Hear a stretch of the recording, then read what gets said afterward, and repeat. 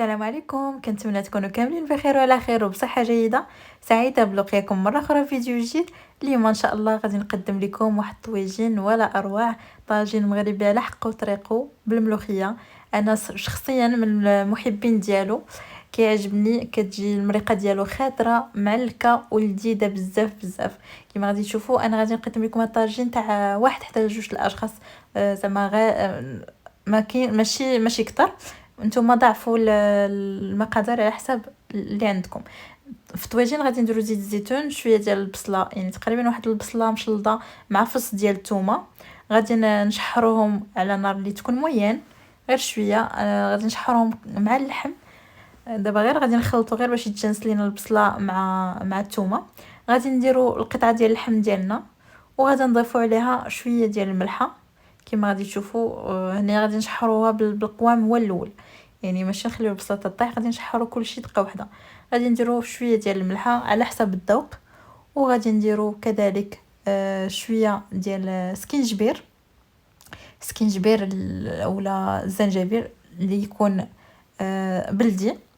غادي نزيدو كذلك شويه ديال الحار ولا شويه ديال البزار، شويه ديال الخرقوم البلدي، وغادي نديرو شويه ديال الكمون حتى هو بلدي مطحون على اليد، وشويه ديال التحميره.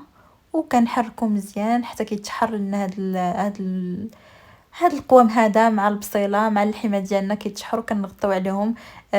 بعد الملحه كتخلي البصله انها تطلق الماء، والعافيه ما تكونش مجهده باش ما تحرقش لينا.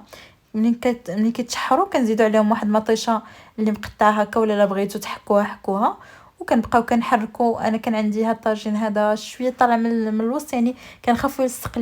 داكشي علاش كنبقى كنحرك كل شويه، وحتى نتوما هكاك من الاحسن. صافي كي كتشوفوا ما زدناش الماء حتى مطيشه هي طلقت شويه داك الماء ديالها.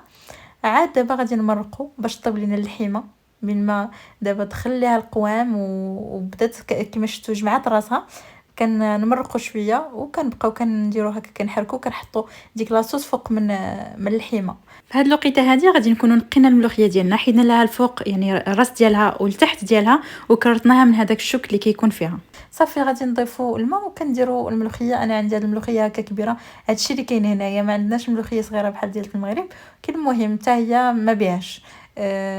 صافي غادي نهز ديك المريقه، كنبقى كنكب على هذيك الملوخيه باش تيتشرب ليا داك القوام. كندير شويه ديال القزبور والمعدنوس، كنغطي عليه، وكنبقى دائما كنهز المريقه وكنديرها فوق منهم باش ما يجيونيش باسلين، يعني تجيني الخضره حتى هي تكون لذيذه. وكما كتشوفوا منين كنحس بهم راه طابو، صافي كنزيد غير شويه ديال القزبر والمعدنوس من الفوق، وكنقدموه بالصحه والراحه. كيجي مدغمر، المريقه ديالو واقفه معلكه، كيجي لذيذ بزاف. كنتمنى انه ينال الاعجاب ديالكم، وتقولوا لي كيف العاده كيف جاكم في لي كومونتير. ما تنساوش ديروا لايك وتبارطاجيو الفيديو مع الناس اللي عزاز عليكم. بالنسبه للناس الجداد مرحبا بكم في القناه. ما تنساوش ديروا اشتراك وتفعلوا الجرس باش يوصلكم دائما الجديد. شكرا على التتبع ديالكم، شكرا على الدعم ديالكم. الى فيديوهات جايه ان شاء الله، الى اللقاء.